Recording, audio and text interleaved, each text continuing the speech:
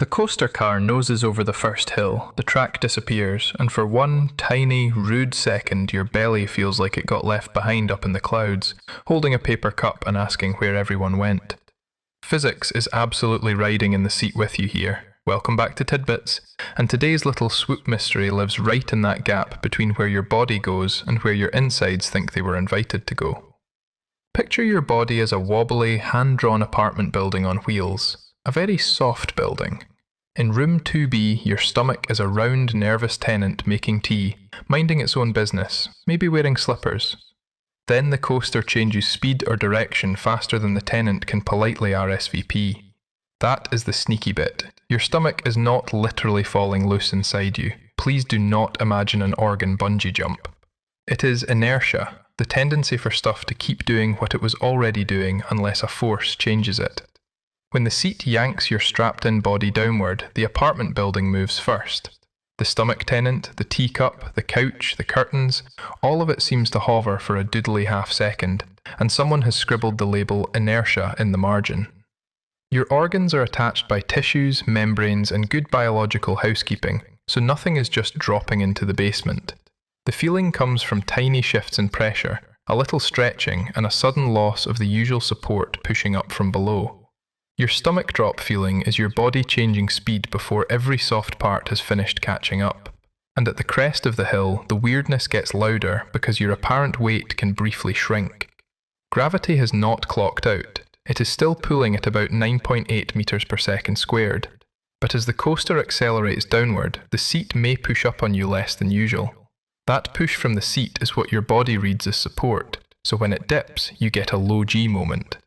Not space travel, more like the apartment building suddenly turned into an elevator shaft and room 2B's furniture forgot the memo.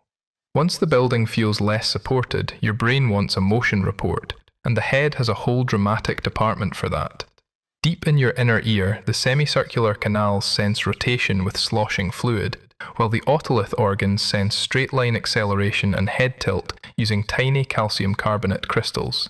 In our little apartment, this is the building superintendent holding two bubble levels, staring at wobbling fluid, and ringing a tiny bell labelled motion detected.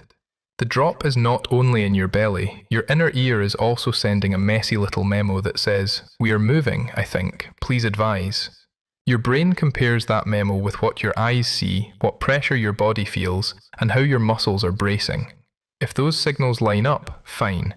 If they arrive slightly scrambled, the brain files the swoop somewhere between thrill and warning, which is frankly very on brand for a nervous system that treats a surprise hill like paperwork. You do not need a giant coaster for the apartment on wheels glitch to appear. An elevator starts downward and the stomach tenant pops off the couch for a blink. A car crests a steep road and the teacup does a tiny moon landing. A plane hits turbulence, and the superintendent starts filing reports with increasingly messy handwriting, while room 2B is still trying to drink tea. Constant speed feels boring because your body adapts to it. The swoop comes from sudden changes in speed or direction, which is why a small hill can feel bigger than it looks. Then your brain has to decide what flavour to put on the same signal. If you chose the roller coaster, adrenaline can raise your heart rate, sharpen your attention, and turn the swoop into a sparkly little thrill. If the same drop happens in surprise turbulence, it feels less cute because you did not buy a ticket for that particular nonsense. Context changes the flavour of the feeling. Planned swoop becomes fun. Unexpected swoop becomes your nervous system yelling in lowercase panic. So the stomach drop is really a tiny disagreement. Your body, organs, fluids, and balance sensors are all catching up to a fast change in motion, each with slightly different timing. The stomach tenant lands back in the chair, tea somehow unspilled. The superintendent stamps the report. Probably fine. Weird though. And that is the payoff hiding inside the swoop. It is not danger by itself, just a brief delay in the body apartment agreeing on where down went. The next time your insides feel one beat late, that little lag is the tidbit to keep. As always, stay curious. And if there is another everyday body glitch you want the sketchbook to inspect next, from ear pops to side stitches to whatever your body does at the worst possible moment, leave it in the margins. Room 2B is apparently open for complaints.